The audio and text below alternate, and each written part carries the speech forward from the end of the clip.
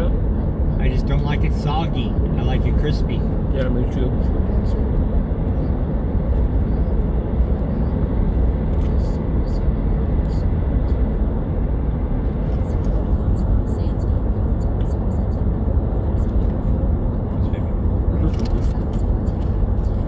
These are actually really good.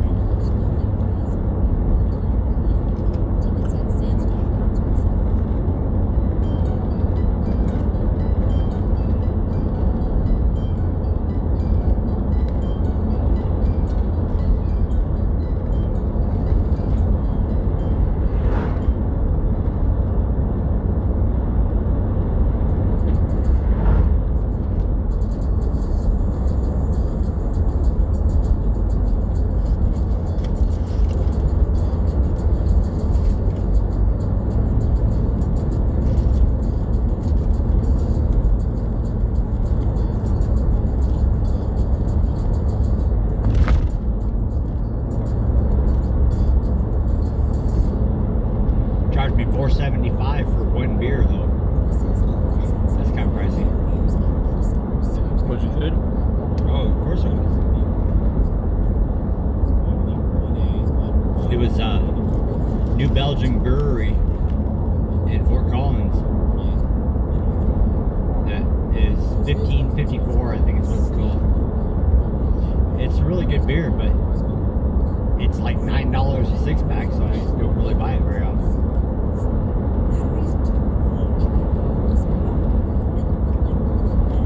You said the year 1554? That's what the beer is called, 1554. Oh, 1554. It's nice because it's smooth. It's not all like, you know, you bitter beer face. I don't remember what. I think it was Miller that did that. Don't get bitter beer face. And quite a few years ago they had that commercial.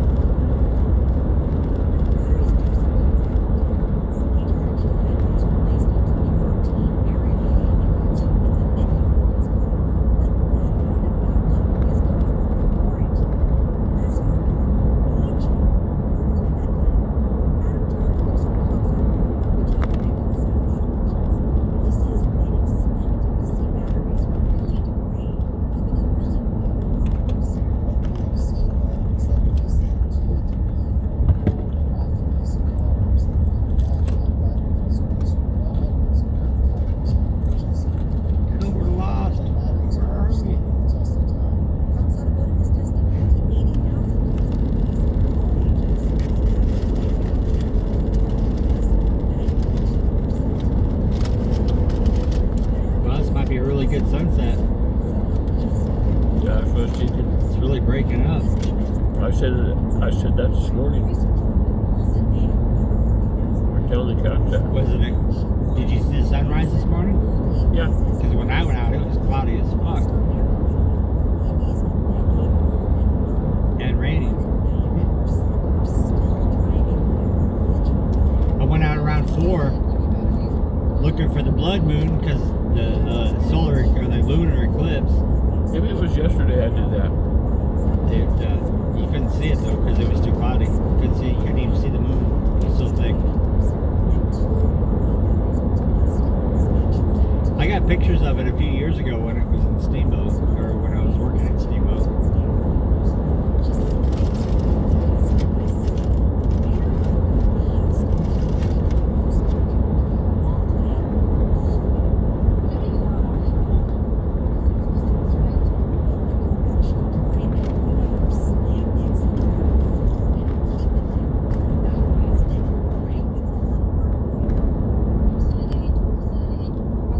That sound smells good.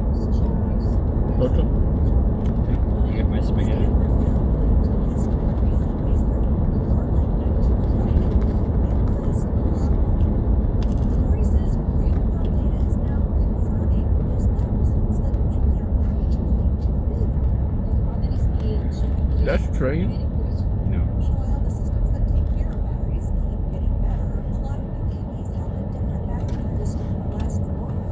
So we still don't know how long exactly the battery made now will last. But the new expectation increasingly is that they should outlast the cars themselves. Supporting the route to consider expanding NPR funding, now shipping to additional states. Whether purchasing your new ones or joining the one, every purchase supports NPR. Available to adults 21 or older. NPR1.org.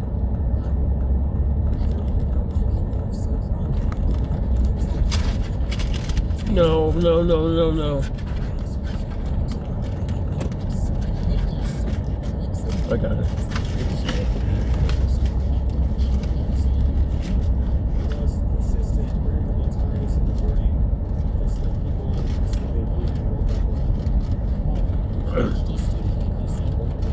I actually caught it. It's a good save, baby. I didn't even see it. I just noticed my hand was there. Fucking bastard.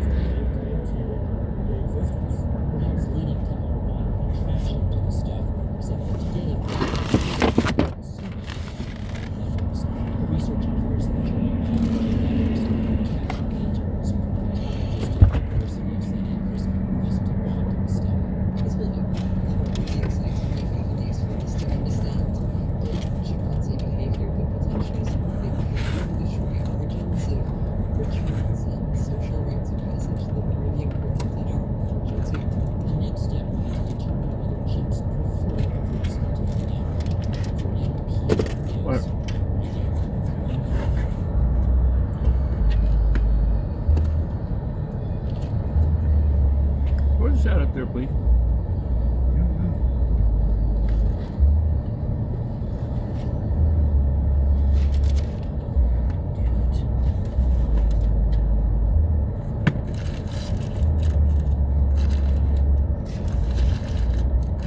Thank you for listening to All Things Considered. Support for NPR comes from this station and from Progressive Insurance. That's daily advice, a way to see how protections is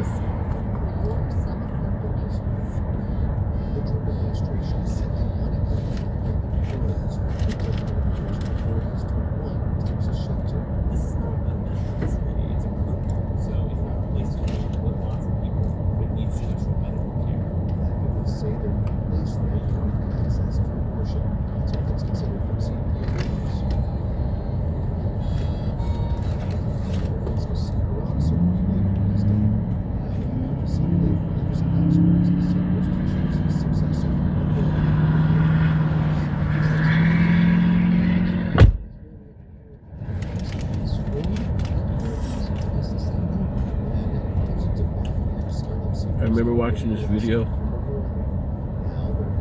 This guy goes around just saving everybody's butt, helping them out and everything else. All day long. And one girl goes, "Hey mister, what's your name?" He goes, "Harley Davidson." Live from NPR News in Washington. That was good. The U.S.-Israeli war in Iran is in its fourth day. As questions on the reasons for the attack grow, President Trump's answers keep changing. Over the weekend, Trump said it was regime change. Today, he says it's because I should have stayed in my other sweater. This is too hot, man. who will take over the slain Ayatollah Khomeini. Oh. Franco Ordoni. When Sorry. asked by reporters who he'd like to take over, he said most of the people that they had in mind were dead. I mean, Trump actually made kind of a comparison with Iran and Venezuela, that operation where they swooped in and captured President Nicolas Maduro. He noted how they kept the government pretty much intact in order to maintain control and kind of prevent the kind of chaos created by the power vacuum during the Iraq War. But again, he said most leaders are dead. He said even their backup options may be dead. And he acknowledged some of the concerns maybe that even a more dangerous person than the supreme leader could come to power and call him out of worst case scenario. NPR's Franco Ordoni is reporting. Secretary of State Marco Rubio says U.S. embassies are under attack from what he calls a terrorist regime. This after several were hit by Iranian drones, including a strike near the U.S. Embassy in Dubai. The State Department warned embassy staff and Americans living in several Middle countries to evacuate all commercial airplanes on their own, and some 9,000 did. Today, Rubio says the U.S. is now helping Americans get out. A drone unfortunately struck a parking lot adjacent to the Chancellery building and set off a fire in that place. All personnel are accounted for. As you're aware, we began drawing down personnel from our diplomatic facilities in advance of this. Speaking to reporters on Capitol Hill today, Rubio says they're preparing military and charter flights to get around 1,500 more Americans out. Senate Majority Leader John Thune says Congress won't need to authorize President Trump's military operations in Iran. The war continues for several months. NPR's Claudia Grisales reports and underscores Republicans' continuing loyalty to the president. Thune says the president has broad authorities under Article 2 of the Constitution when it comes to defending America's national security interests. I think the president was perfectly within his rights to take the steps that he took. I think it was a necessary step in order to protect American lives. However, Democrats and other critics of the war say the president should have consulted Congress, not just notified them of the plan. Thune is countering those arguments, saying the effort will eliminate a threat that could have cost countless numbers of Americans' lives. The senator also acknowledged while many questions remain about what comes next, that is largely up to the Iranian people. Claudia Grisales, NPR News, the Capitol. You're listening to NPR News. Support for NPR comes from the Skoll Foundation, dedicated to powering social innovators to transform the world. Learn more at skoll.org. And Jarl and Pamela Moore, focusing on civil liberties, fostering public radio, and the arts.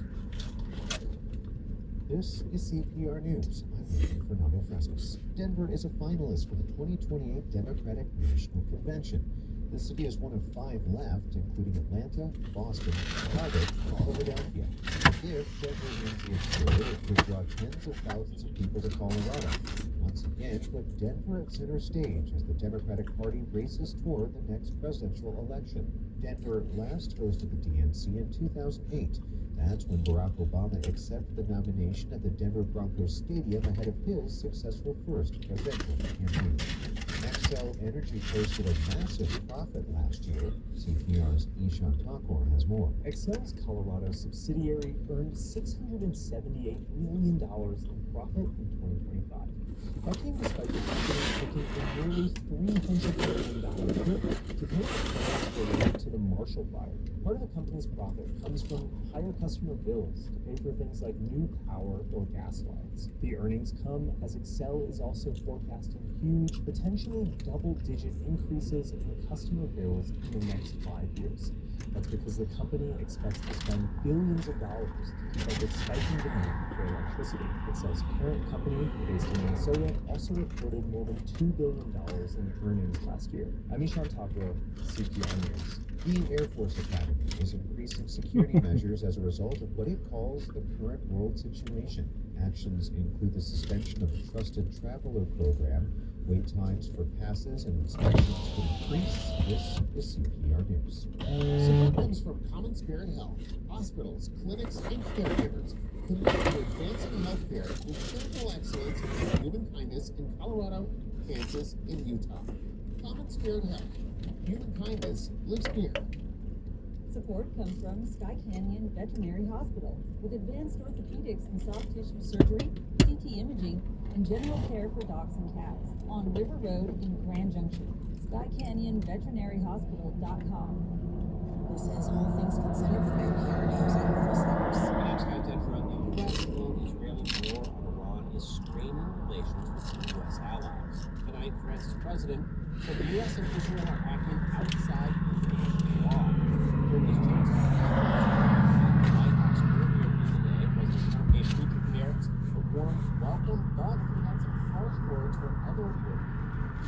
Spain has been very, very uncooperative, and so has UK. We're going to talk about this now with NPR International. We'll start with you. Chancellor Merritt was on a pre-scheduled official visit to the White House today, meeting President Trump. What did they talk about? Yeah, President Trump said a lot of nice things about deals with Germany. Turn my salad up a bit. He said that Germany and the US are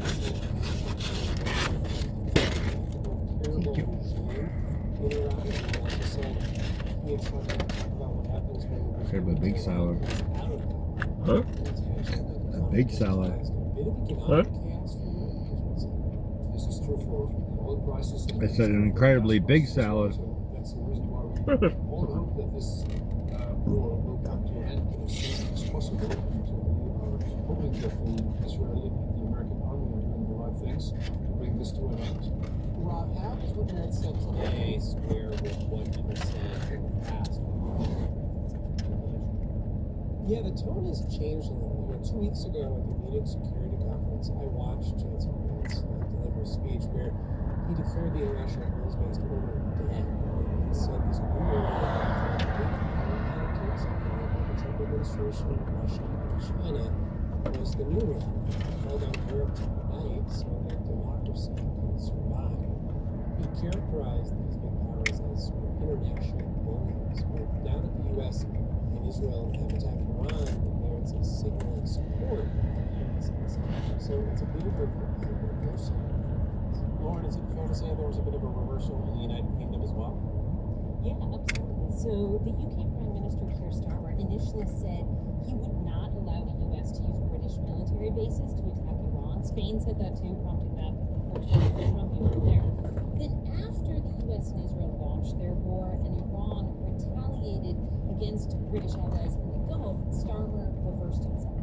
And so now he is allowing the US to use British bases, but only in what he calls a defensive way. But what does that mean if the UK is running the border?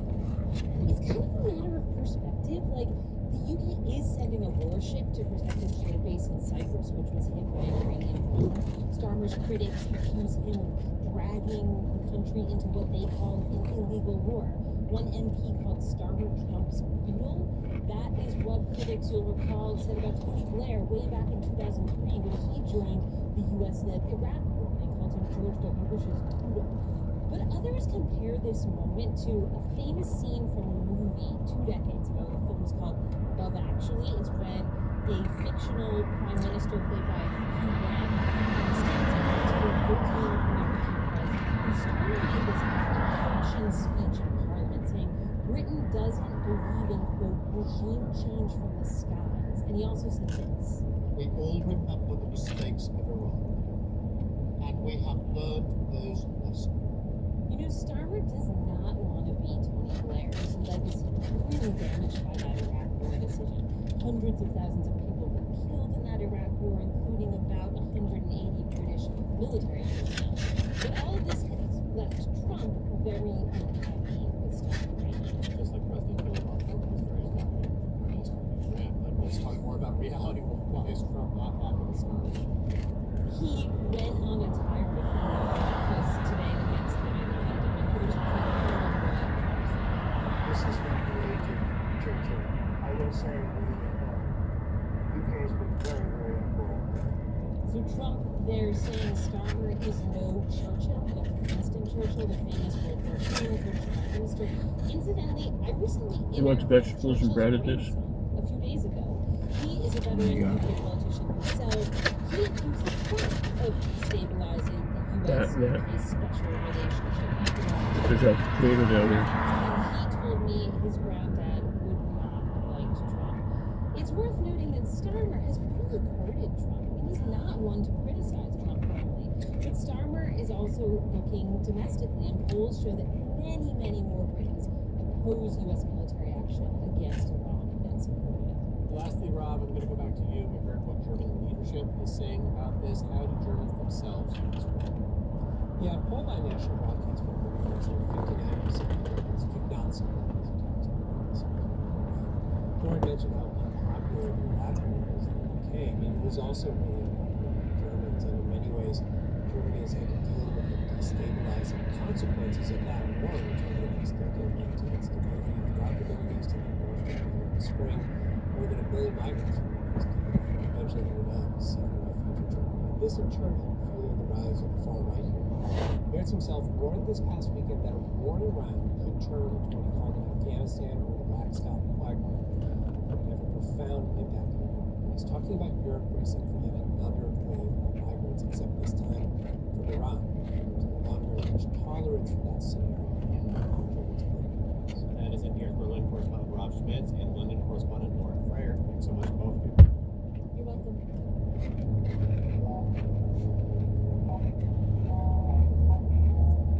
Since last July, the Trump administration has been detaining unaccompanied migrant girls who are pregnant in one shelter in South Texas. Some of the government's own health and child welfare officials object to this. They say neither the facility nor the region can provide the specialized care the girls need. Advocates for the children also say the government is knowingly putting the girls at risk to deny them access to abortions. The administration says it's just doing what's best for them.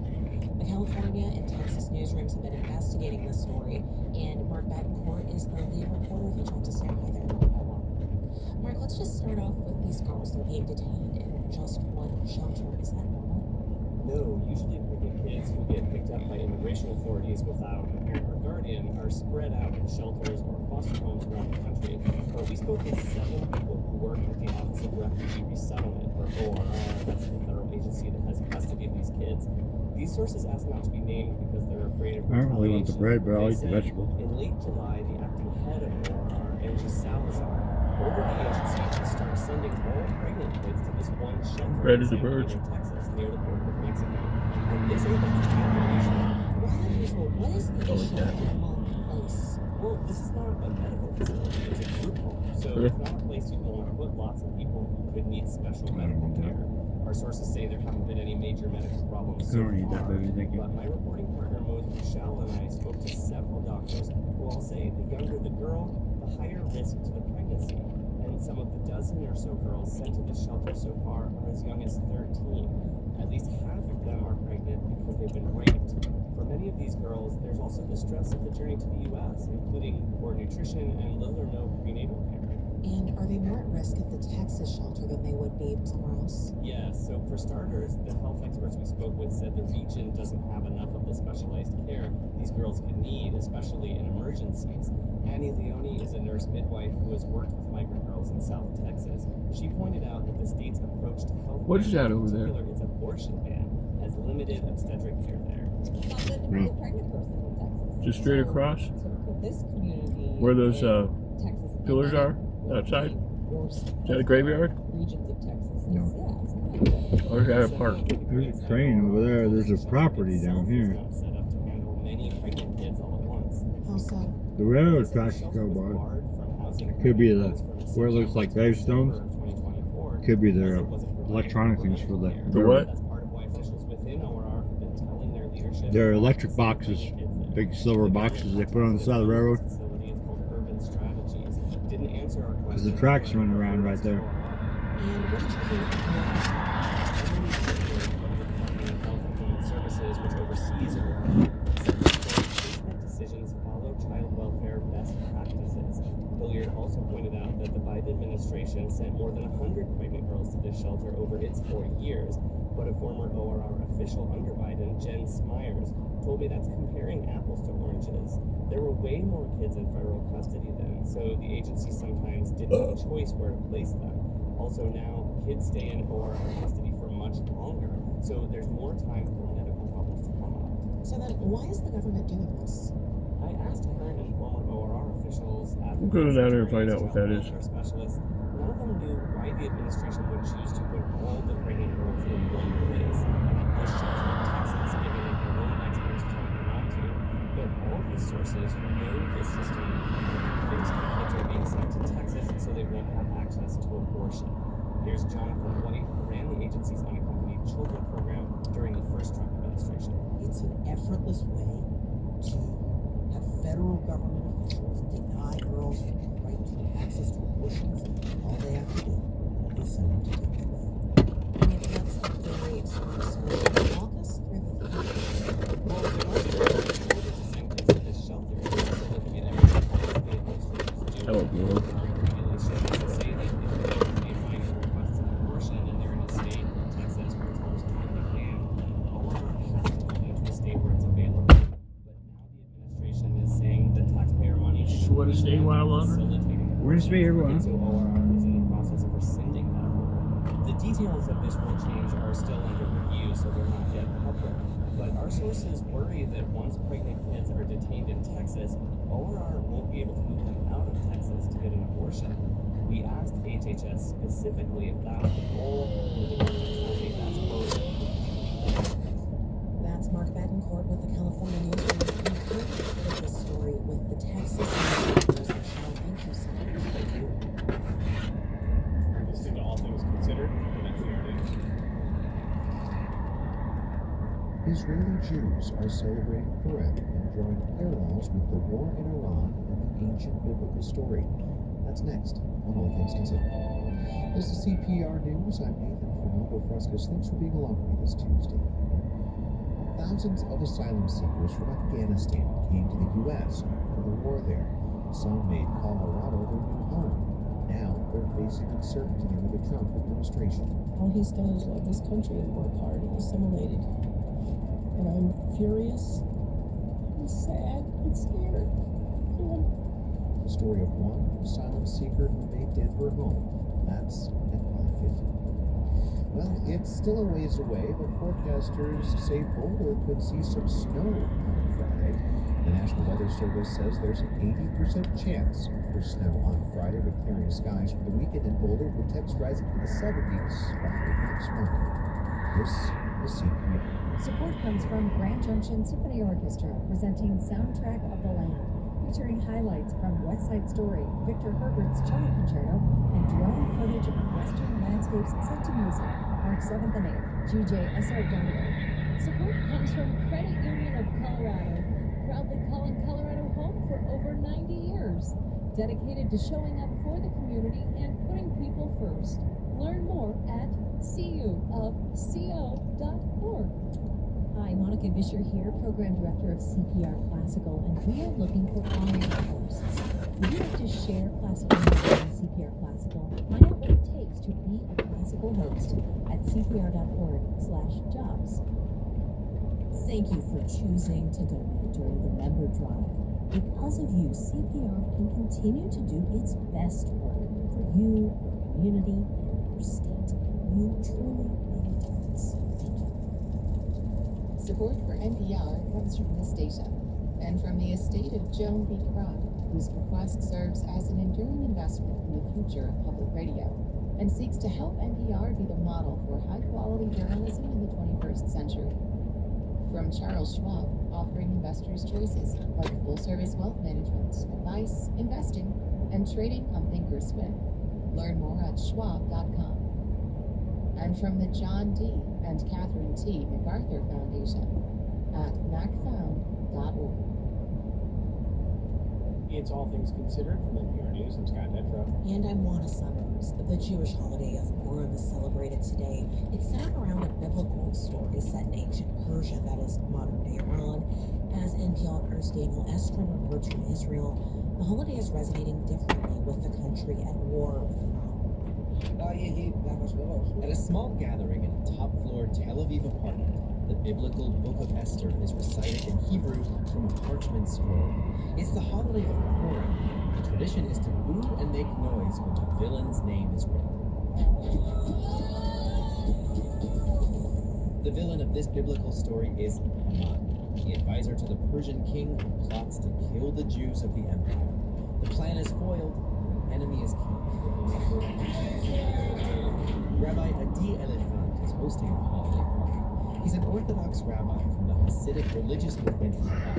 He raises his glass to me and toasts to life. Hi. So how is this holiday different from any other? You're really asking?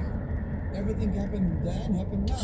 He compares the villain of the Bible story, Haman, to the Iranian supreme leader whom the Israeli military killed on Saturday, Shabbat, the Jewish Sabbath. The one the military killed in Shabbat, Khamenei.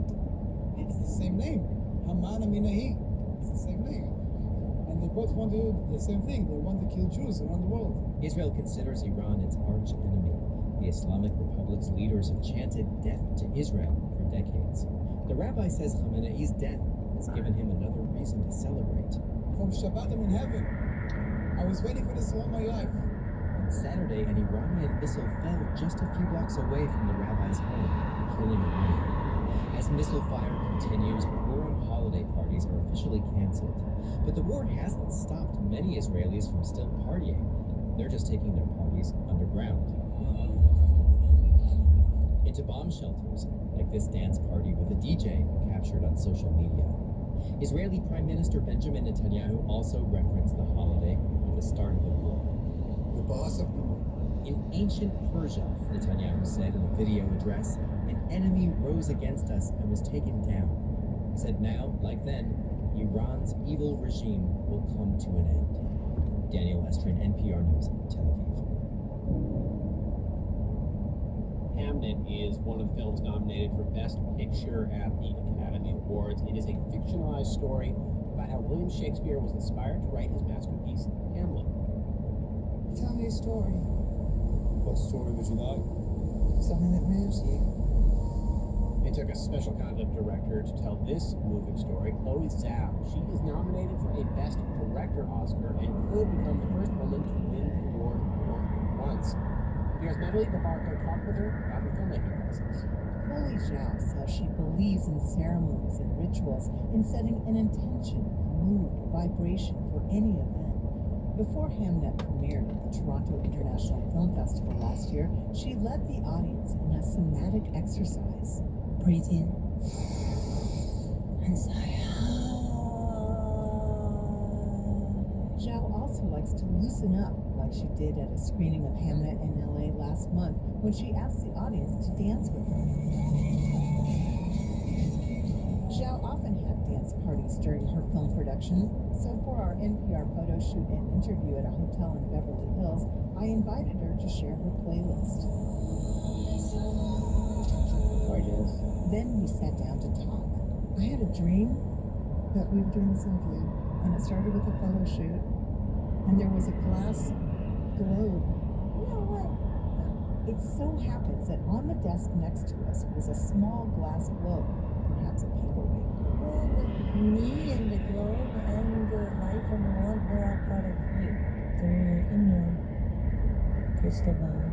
Dreams and symbols are very much a part of Chloe Zhao's approach to filmmaking, which she describes as a magical and communal experience. It's all part of her directing style. If you're captain of any ship, you are not just giving instructions, people are also looking to you energetically as well. Whether it's calmness, it's groundedness, it's feeling safe, then everyone else is going to tune to you. Zhao says it's taken many years to get to this awareness. Her own journey began 43 years ago in Beijing, where she was born. She moved to the U.S. as a teen and studied film at NYU. Spike Lee was one of her teachers. She continued honing her craft at the Sundance Institute Labs, along with her friend Ryan Coogler and other indie filmmakers. Over the years, Zhao's film catalog has been eclectic, from her indie debut set on a Lakota Sioux reservation to a big-budget Marvel superhero movie. She got her first Best Director Oscar in 2021 for the Best Picture winner Nomadland. Next up is a reboot of Buffy the Vampire Slayer. A creative life is not a linear experience for me. For now, she lingers over making Hamlet, a very emotional story about the death of a child. During the production, Zhao says she used somatic and tantric exercises and rituals during shooting days, and she invited her lead actors Paul Mescal and Jessie Buckley to help her set the mood on set. They danced, they painted, they meditated together. She created an atmosphere where everybody who chose to step in to tell this story was there for a reason that was deeply within them. Jessie Buckley is nominated. I got saluted again.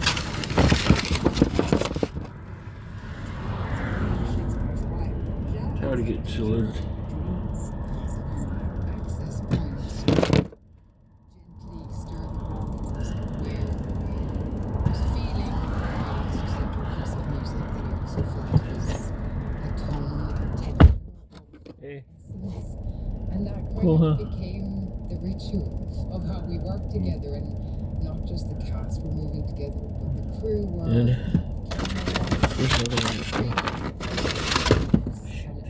collective unconscious.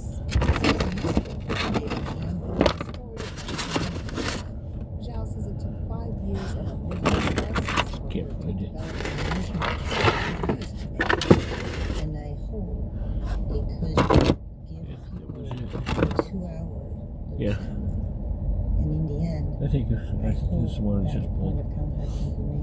Maybe not. it's like there's a heart opening, right? Because when your heart opens, you feel all the things that you usually don't feel. That's a community. And then a catharsis that can help you. That's what I thought it was. I learned that everyone on Hamlet, from the casting director But when this property moved over. seemed in tune with Zhao's MO. As our interview time came to a close, I had a request. I have my own little ritual. Probably the person that owns the valley. I have to record Huh? the ringtone. Probably the person that owns the valley. Yeah. Wouldn't make sense. This one. On the land, my sound recordist, Wolf, he said to me, I don't always need it, just so you know, I am going to watch you, and when I tell that you are a little frazzled, I'm going to ask for room tone. Everyone just A moment of silence. Thanks for the Italian food. It's really good. Director Chloe Zhao. Monday, NPR News. You get tired of gas station food. Huh? Get tired of gas station food. What now? Get tired of gas station food. Yeah, me too. This is NPR News. Colorado dance legend Cleo Parker Robinson celebrated. Is this for real? Am I dreaming? A community gathering for dancing to art is essential. Dance is essential for me. I gotta get up and move. Take a special tour with us next Colorado night at 7 p.m. on CPR News and DRCC. Breeze is freezing me out. Huh? Sorry, the breeze is kind of freezing me out. No, just shut it down. Guys go outside. Shut that. Oh, God, I'm going. Join us for a conversation on how stories are shaped under pressure.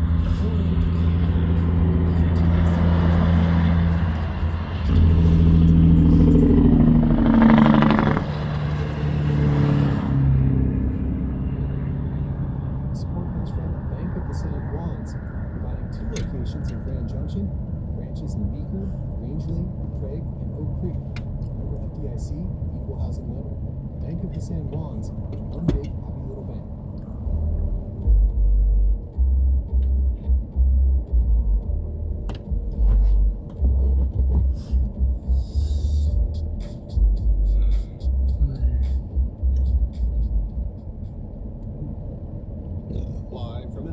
News in Culver City, California. I'm Dwayne Brown. Israel has attacked a building where Iranian clerics were due to meet to elect a new successor. That building was empty at the time. NPR's Jackie Northam tells us there are several presumed candidates in the running for supreme leader. This is only the second time since the Iran Revolution in 1979 that a supreme leader is being chosen. An 88-member panel of experts will decide who will replace Ayatollah Khamenei. Among the contenders are hardliners, moderates, even Khamenei's son.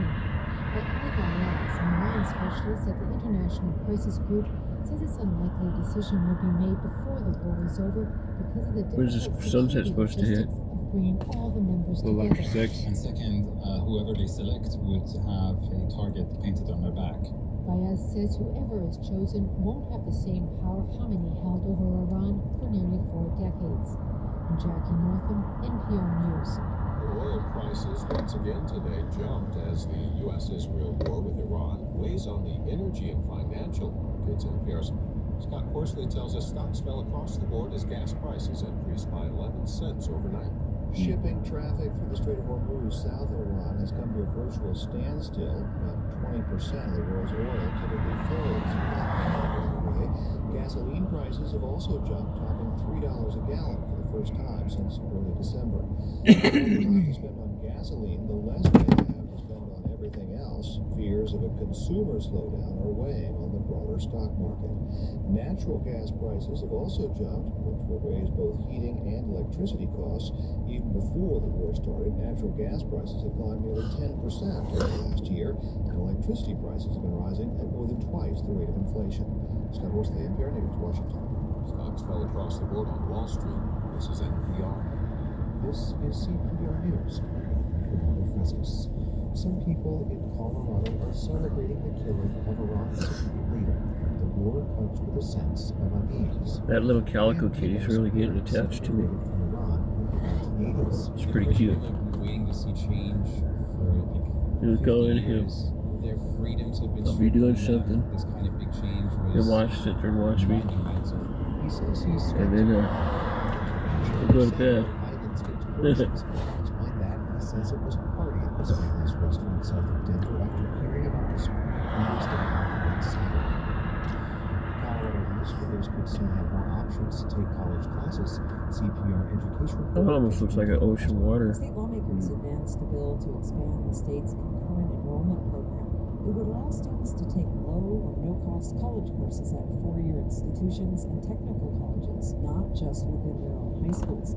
Can I throw all this in one container? Hands-on trades and certificate programs. Representative Eliza Cameron says it fixes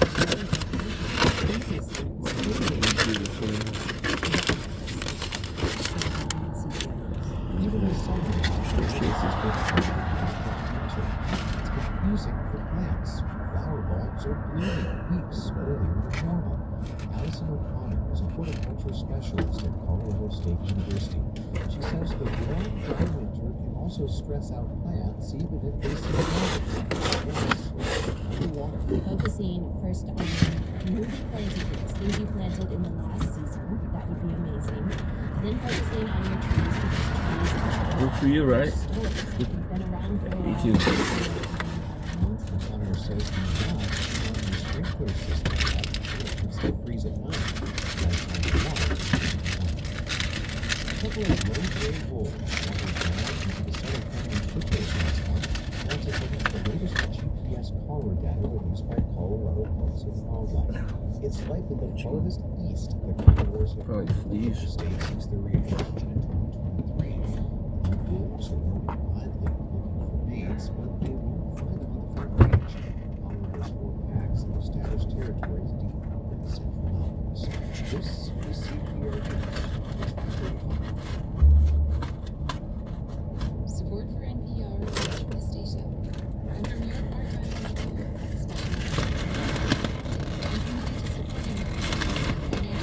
services such as budgeting and forecasting. YPTC.com/NPR. From the Robert B. Johnson Foundation.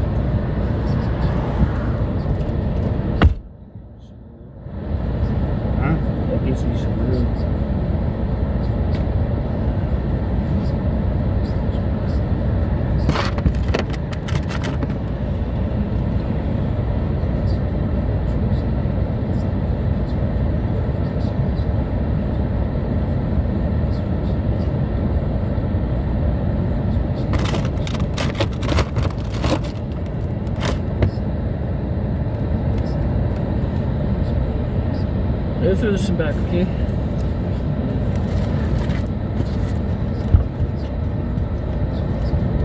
Huh?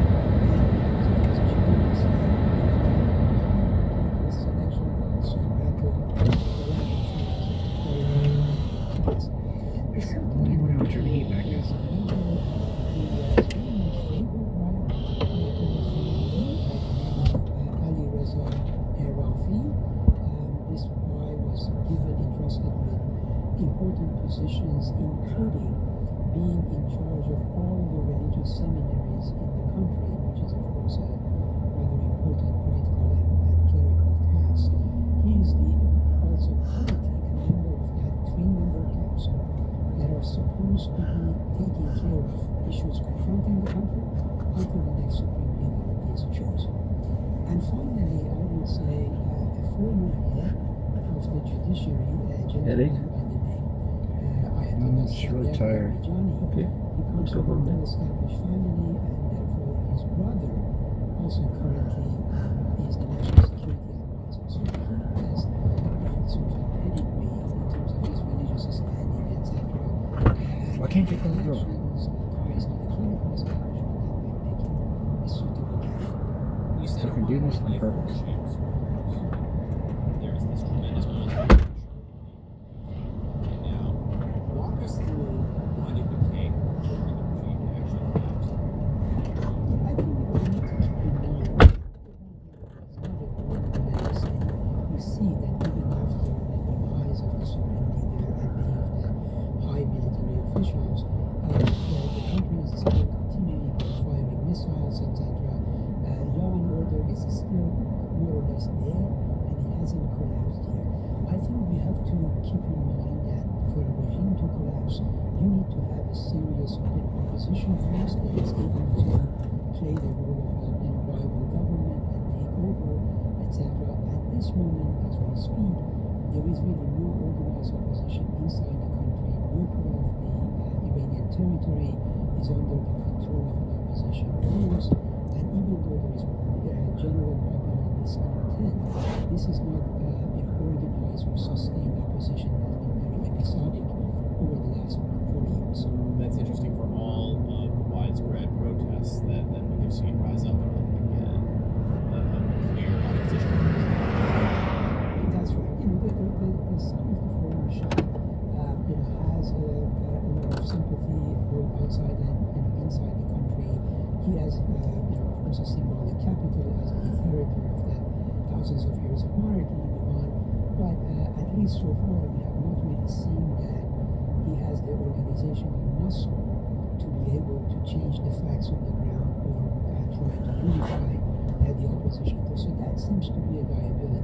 Furthermore, there are concerns as to whether we might see more or less a repeat of the Venezuelan scenario, meaning the Trump administration reaching to one of those members of the Revolutionary Guards, etc., and trying to come to terms rather than see the country really go into a chaos, considering that it's a country of 90 million people and geographically larger than Iraq and Afghanistan combined. That is Mirzad Boroujerdi, the co-author of Post-Revolutionary Iran, and Vice Provost of Asian Arts, Sciences, and Education, Missouri SMT. Thank you so much for helping us understand what it is. That's right.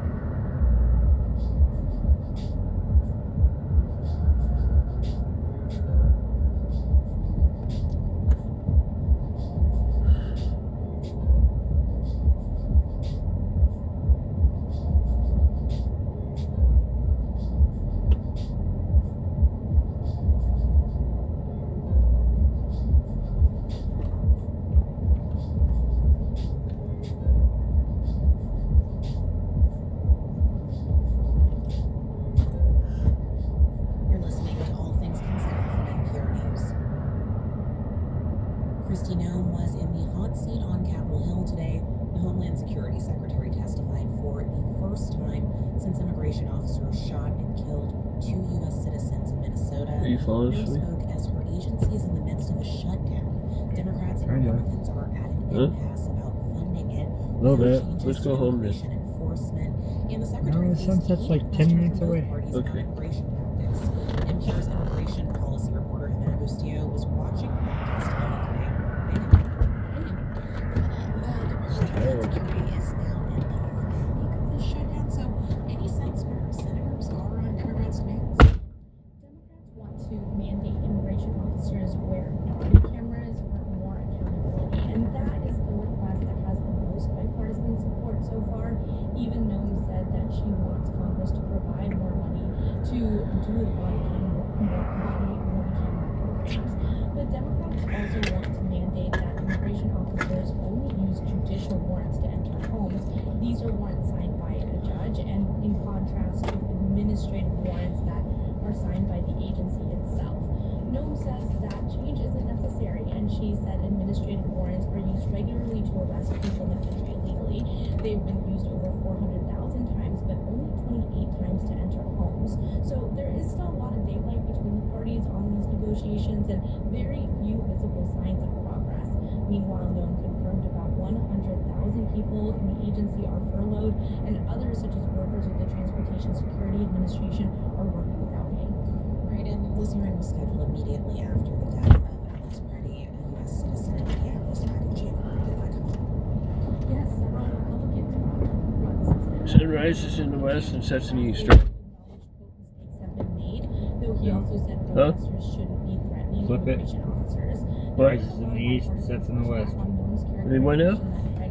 Rises in the east and sets in the west. Killed in Minneapolis were, quote, domestic terrorists.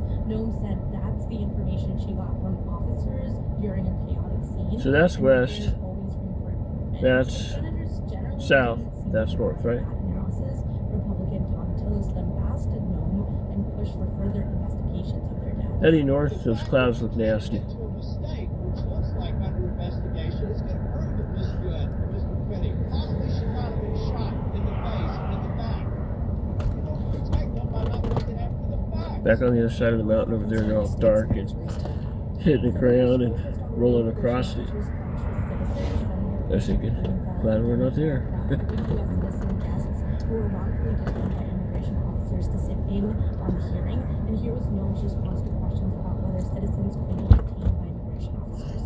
In law enforcement operations across the country, there are times when U.S. citizens may be arrested or detained until their identity is made. So as intense exchange and back and forth as Blumenthal pushed Noem for answers, now the Trump administration isn't the only one that may have deported U.S. citizens by mistake or even arrested or detained, but critics of this administration warn that since officers are moving so quickly, more mistakes are likely.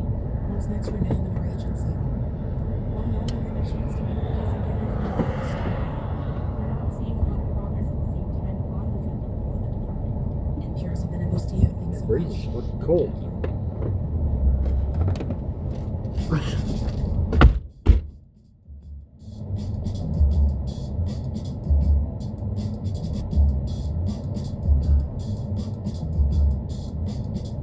You're listening to All Things Considered from NPR News. Thousands of asylum seekers from Afghanistan came to the U.S. after the war here. Some made Colorado their new home. Now they're facing uncertainty under the Trump administration. So one asylum seeker who made Denver home. Next on All Things Considered. This is CPR News. I'm Nathan Fernando Frescas. Thanks so much for being here this Tuesday evening. There is a pitch black tunnel in Idaho Springs that leads you down to the Edgar Experimental Mine. It's owned by the Colorado School of Mines, and back in the 1870s, miners extracted gold, silver, and lead there. These days, the university plans to use it not for that, but for quantum experiments. Read the story and see photos of the mine by coming to cpr.org. Stay with us. All Things Considered continues right here on CPR News. Just a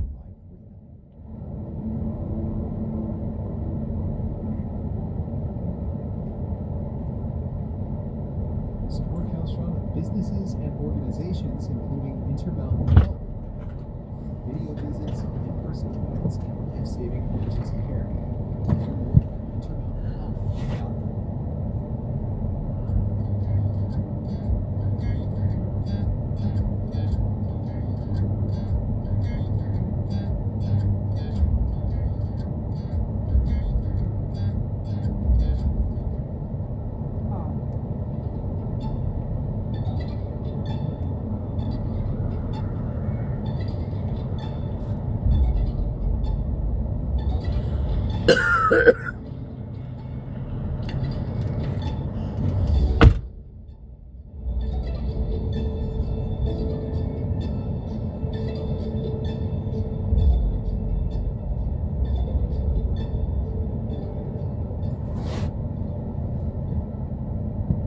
This is CPR's All Things Considered. I'm Nathan Fernando Frescos.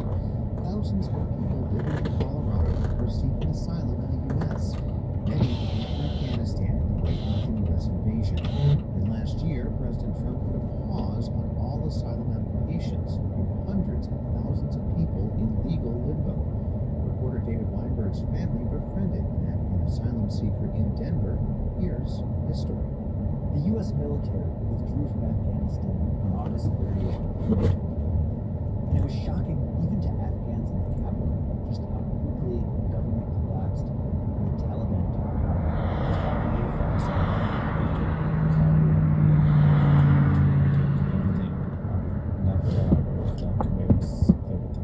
This is A. We're just using his first initial at the request of his lawyer. He worked as a GIS analyst for the U.S.-backed government. When the government collapsed, he fled Kabul with his family, and soon after received a message on his phone. They wanted to access the satellite data he'd used in his job. They also wanted the names of his co-workers. Because I have a US back of my government, for sure, they don't want that kind of people. They was deleting me, they was killing me. That was my big fear of me and my family.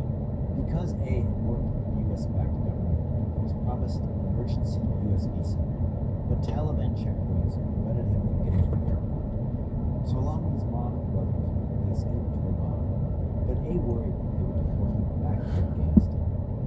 So one day, he went on LinkedIn, of all places, and sent a message to a woman in Denver named Christina Earl. That really surprised me because a lot of Afghans weren't familiar with how to use LinkedIn. Christina is a retired IT worker who founded a non-profit called Tech Nation, which helps highly skilled refugees and immigrants get jobs in the tech industry. Unfortunately, they come here and they know so few people that it makes it almost impossible for them to break into technology. Christina, an attorney in Mexico, came up with an idea to help refugees get into the U.S. through Mexico. She knew the government had built an app for asylum seekers to cross legally into the U.S. So A traveled alone from Iran to Mexico. 3 months later, through the app, the U.S. granted him humanitarian parole. He arrived in Colorado in June of 2023 and immediately calls his family back in Iran. My family said it was a very good place and very happy. It was my story. My first day story in Denver, Colorado. A rented a room in Christina's basement, and she tried to find him work that suited his skills. We had a little bit of a difficult time finding that type of tech work for him, but I was so impressed with how resourceful he was. He started a mobile car detailing business, using his bicycle and a trailer full of supplies in a small house. He would load up all his equipment in that little trailer and head out to someone's house. And that's how A met my mom. My mom Susan saw his post next door.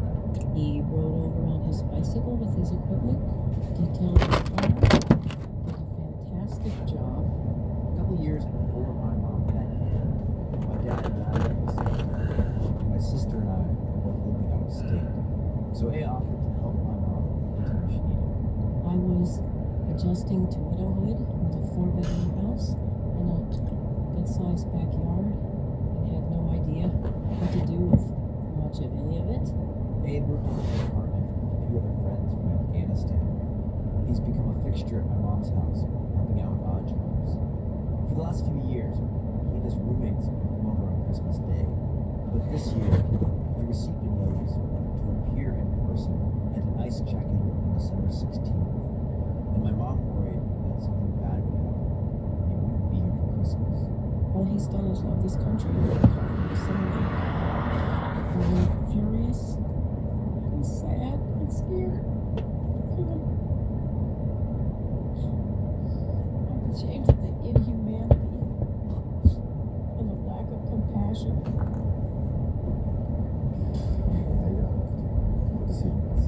On December 16th, I went with A to his ICE appointment in the Tech Center. Stepping inside felt a little like going to court. We had to walk through a metal detector and were told to wait in the lobby. A sat next to a row of vending machines, waiting for his name to be called. Christina was there, along with A's attorney. Eventually, they called his name. He and his attorney walked up to the front desk. And then, 1 minute and 23 seconds later, they told him he was free to go. His attorney, Catherine Brown, was relieved.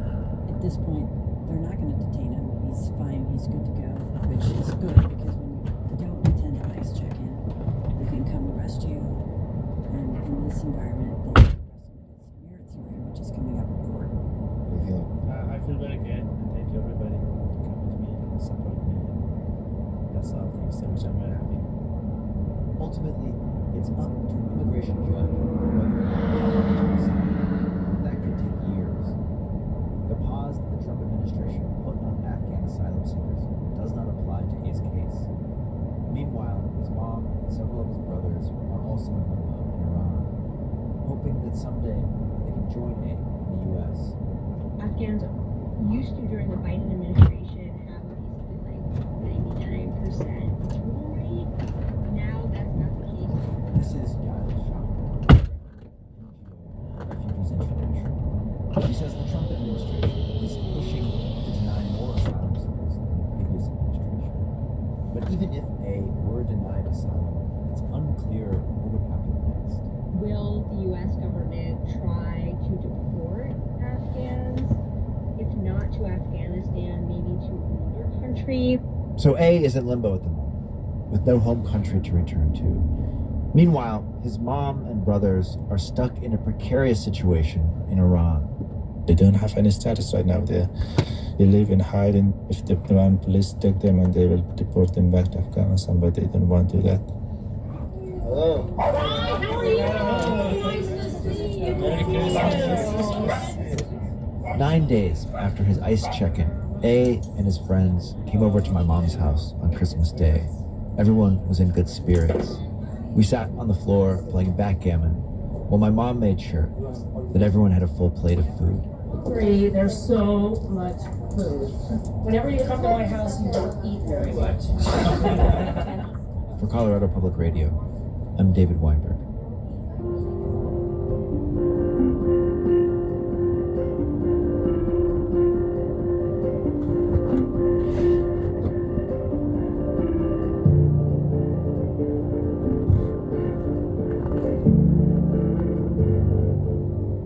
To see photos from this story, come to cpr.org.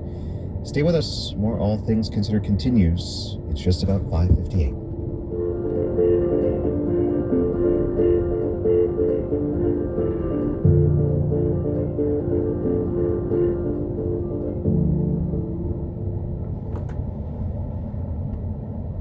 Support for NPR comes from this station and from Ooma, a cloud-based phone service for any size business with an automated virtual receptionist, video meetings, and other features to connect to customers and co-workers anywhere at ooma.com/NPR. From the estate of Joan B. Kroc, whose bequest serves as an enduring investment in the future of public radio and seeks to help NPR produce programming that meets the highest standards of public service in journalism and cultural expression. And from the William and Flora Hewlett Foundation, investing in creative thinkers and problem solvers who help people, communities, and the planet flourish. More information is available at hewlett.org. This is CPR News, 89.5 FM KPRN Grand Junction, 88.3 FM KPRH Montrose, 88.3 FM KPYR Craig, and at CPR.org.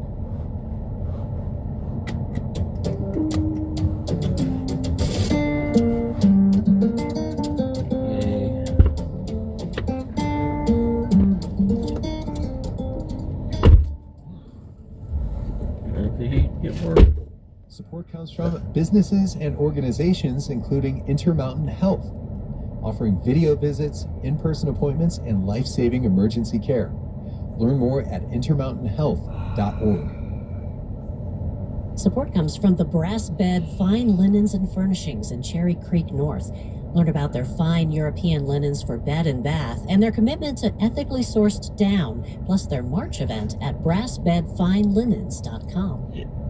The telephone was patented in 1876, the same year Colorado became a state. 161 early adopters picked it up in Denver soon after. By 1929, Mountain Bell built an ornate Gothic tower downtown for the advent of direct dialing. But within decades, switchboards across the country were swamped with long-distance calls. So to allow national coverage, area codes were deployed. After Delaware's 302, Colorado got 303. Then it covered the state for 40 years. But numbers kept growing. In 1988, 719 came to southeastern Colorado, then 970 to the west. Landlines, faxes, modems, pagers, a proliferation of cell phones, 720, 983, 748. Still, the numbers grow and migrate. An area code now doesn't necessarily say where you are, but it may show where you started. Celebrating the sesquicentennial, a Colorado 150 postcard. Now we're getting color in it. Live from NPR News in Washington, I'm Janine Hurst. As the U.S.-Israel war in Iran widens, the death toll for U.S. forces has risen. The Pentagon says 6 service members have been killed, warning that number is expected to rise. And President Trump's reasons for attacking Iran continue to change. Over the weekend, Trump said it was regime change. Today, he says it was preemptive. I might have forced their hand. You see, we were having negotiations with these lunatics, and it was my opinion that they were going to attack first. They were going to attack. If we didn't do it, they were going to attack first. I felt strongly about that. The Secretary of State, Marco Rubio, offered another reason: nuclear weapons. The president acted on the timing that gave us the highest chance of success. And that's what you're seeing play out right now. You're seeing it play out right now, and you'll see it in the days to come.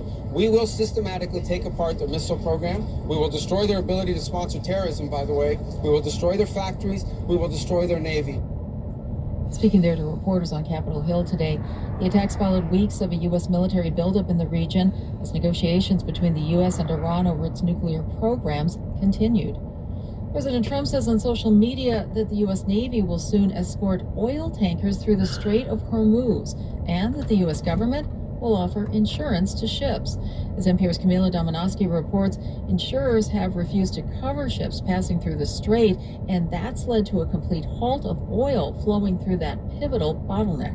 Iran has declared the Strait of Hormuz closed, and even if ships would be willing to risk the passage, insurers won't cover them, leaving about 1/5 of the world's oil and gas effectively stuck. Now, Trump says the U.S. Development Finance Corporation will provide insurance. William Hannigan, a fellow at the Council on Foreign Relations, says the agency could probably underwrite some ships, but not all of them. The DFC has legal restrictions and a finite budget. Political risk insurance during wartime is very expensive. It's not a cheap thing to underwrite. It also notes it will take time to process applications. Camila Dominowski, NPR News. Voters headed to the polls today in the first primary of the 2026 elections in Arkansas, North Carolina, and Texas. The races offer an early test of how voters are feeling ahead of the midterm elections in November. Polls are now closed in Texas, where Republican Senator John Cornyn is trying to hold on for a 5th term and fend off a challenge from State Attorney General Ken Paxton. A May runoff is possible. Democrats are picking whether the Republican Senate primary winner will face Congresswoman Jasmine Crockett or State Representative James Tallarico. In North Carolina, candidates are vying for retiring Republican Senator Tom Tillis's seat. You're listening to NPR News from Washington. Support for NPR comes from NPR stations, Other contributors include Lilly Endowment, a private foundation supporting NPR's coverage of religion and spirituality, and Jarl and Pamela Mohn, focusing on civil liberties, foster youth, public radio, and the arts. This is CPR News. I'm Nathan Fernando Frescas. Colorado is seeing a clear uptick in the number of people being hospitalized with the respiratory virus RSV. Here's CPR health reporter John Daly. Last week, the state reported about 300 patients in the hospital with RSV. That's the most since a year ago, and more people than are now hospitalized with flu and COVID-19 combined. Most of those now in the hospitals are children, according to the state health department. The rate of tests coming back positive is in double digits, and RSV is showing up in wastewater of most utilities monitoring for it. The state health department recommends prevention through vaccines or antibody treatments, especially for infants, high-risk young children, older adults, and those who are pregnant. I'm John. Meanwhile, students not vaccinated for measles at Broomfield High School are being told to not attend school and stay in quarantine for at least 21 days. The school confirmed cases in 2 unvaccinated students this week. Here's Dr. Ned Kalange, Colorado's chief medical officer. This is the recommended playbook put out by the Centers for Disease Control, CDC. This is what states follow in order to prevent rapid spread of measles to the community. Last year, Colorado reported 36 cases of measles, more than had been seen in years. Health officials say the best protection is the MMR vaccine. Mostly clear in Grand Junction tonight with a low right around freezing. This is CPR News at 6:06. Support comes from Grand Junction Symphony Orchestra, presenting Soundtrack of the Land, featuring highlights from West Side Story, Victor Herbert's Cello Concerto, and drone footage of Western landscapes set to music, March 7th and 8th, gjso.org.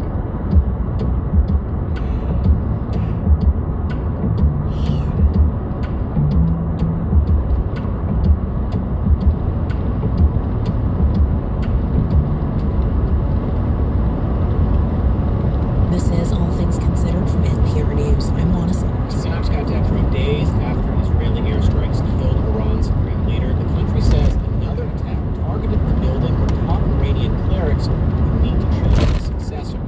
Israel's prime minister says the goal of this war is to get rid of the Shia theocracy that has ruled Iran for almost half a century. As with the U.S.'s reasons for going to war, the Trump administration continues to provide conflicting justifications.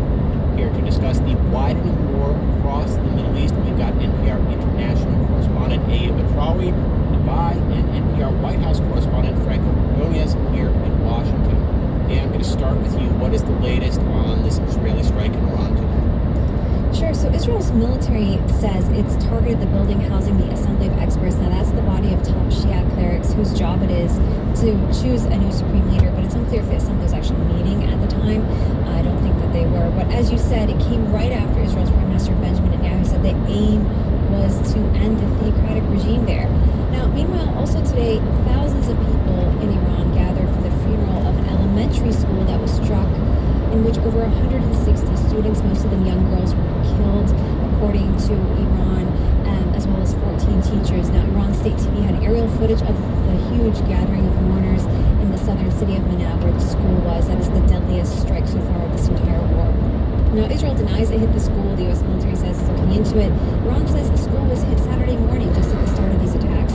And also, with top leadership in Iran taken out in these strikes, what we know from Iran is that a 3-man council is currently leading the country, and it's comprised of Iran's elected president and 2 top clerics. Okay, so Franco, now to you. We talked yesterday about how the justification for this war has shifted several times from the Trump administration.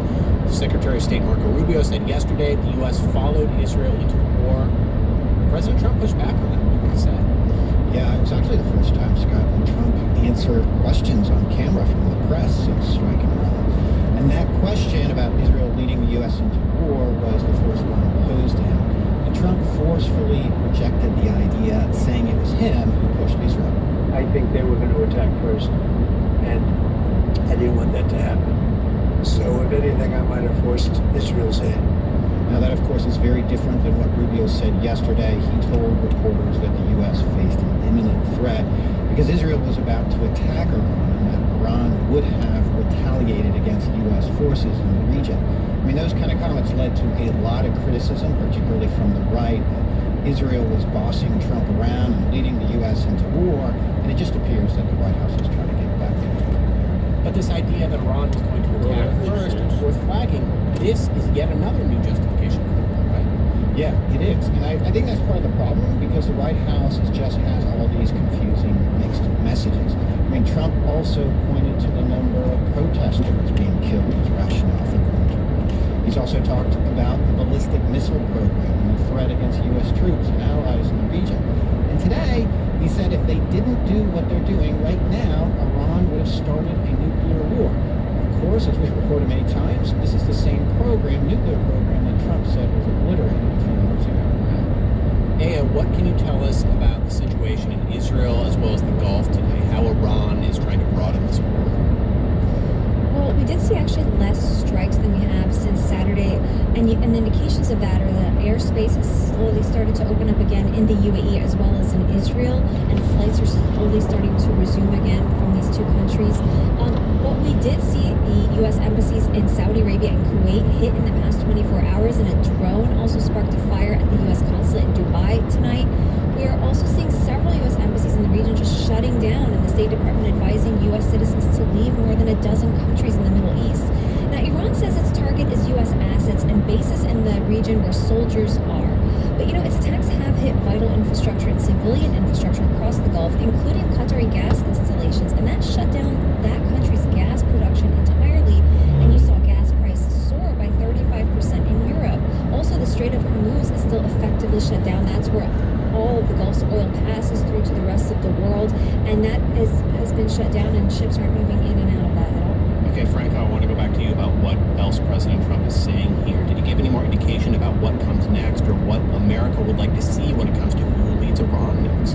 Yeah, when asked by reporters who he'd like to take over, he said most of the people that they had in mind were dead. I mean, Trump actually made kind of a comparison with Iran and Venezuela, that operation where they swooped in and captured President Maduro. He noted how they kept the government pretty much intact in order to maintain control and kind of prevent the kind of chaos created by the power vacuum during the Iraq War. But again, he said most leaders are dead. He said even their backup options may be dead. And he acknowledged some of the concerns maybe that even a more dangerous person than the supreme leader could come to power, calling that a worst case scenario. All right, so lastly, given all of that, what are the concerns about what's next in the region? Well, you're seeing Hezbollah and Israel trade fire. That, hasn't happened for 15 months, and a ceasefire is mostly Israel just pounding southern Lebanon from time to time. But one attack mostly overlooked was a water tank belonging to a power plant was struck yesterday in Qatar, and that really is the Gulf's biggest fear, that attacks on power plants or water desalination could paralyze countries here. These are desert cities that would be paralyzed by that. But, the bigger question is how much longer are Gulf Arab countries going to sit and take these hits from Iran before their own warplanes are flying over Iran, or they start launching missiles back, and that would turn this into a much larger destabilizing region-wide war. That is NPR's Aya Batrawi in Dubai and NPR's White House correspondent Franco Ordonez here in Washington. Thank you so much for being here. Thank you. Thanks. President Trump has promised a golden age for American workers, a renaissance for U.S. manufacturing. He says the road to get there is through apprenticeships. One Arkansas manufacturer is embracing the idea. NPR's Andrea Hsu paid them a visit.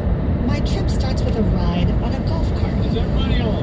All right. I'm with Steve Presley, Vice President and General Manager of Verco Manufacturing. Their headquarters are in California, but we are cruising through the company's giant factory in Conway, Arkansas, half an hour outside Little Rock. This is where they make a lot of the furniture you see in American schools. It all starts with flat sheets of steel. We're going to bend it, manipulate it, spot weld it to make case goods, teacher's desk, office administration desk, vertical lateral file cabinets, all other bookcases, things like that. Presley's been working at Verco for 37 years. He and his brother both started at 16 when their dad was the plant manager. My dad was our buddy here, and we worked every Saturday and Sunday, and we worked in maintenance department. Doing grunt work, cleaning up wet paint and sawdust. At one time, Presley says, Verco had 1,500 employees in Arkansas. we were so labor intensive because we could just throw labor at it. Those were the days before the company had to compete with cheaper imports. Today, Verco has about 500 employees here. Technology has made the plant more efficient. They've got a new $1.5 million saw, 30 robots that weld steel, and a fancy new paint system. A little noisy. This is an electrostatic powder coat booth. Automated paint guns shoot gray powder onto table legs that come through on an overhead conveyor. Someone has to program the system to identify the different parts and move the paint guns accordingly. Whether it's up and down, in and out. With all this advanced technology, Steve Presley's concern is building up a workforce that can operate and maintain it. That's where we're really behind them. And trying to hire people with those skills is hard here in Arkansas. Not for the reasons you might be thinking. Everybody can make fun of Arkansas, say what they want to say, but this is a really strong economy here. And with a strong economy, there's a lot of competition for labor. Especially skilled labor. Adding to the problem is the fact that here at Verco and across manufacturing, the workforce is aging. They've lost a lot of collective experience. We've probably had 250 years retired since the first of the year.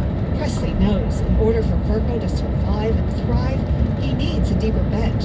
Already last year, the company reached out to Pulaski Tech, a community college, who in turn reached out to a nonprofit called Apprentice League. Together, they created 2 apprenticeships in tool and die.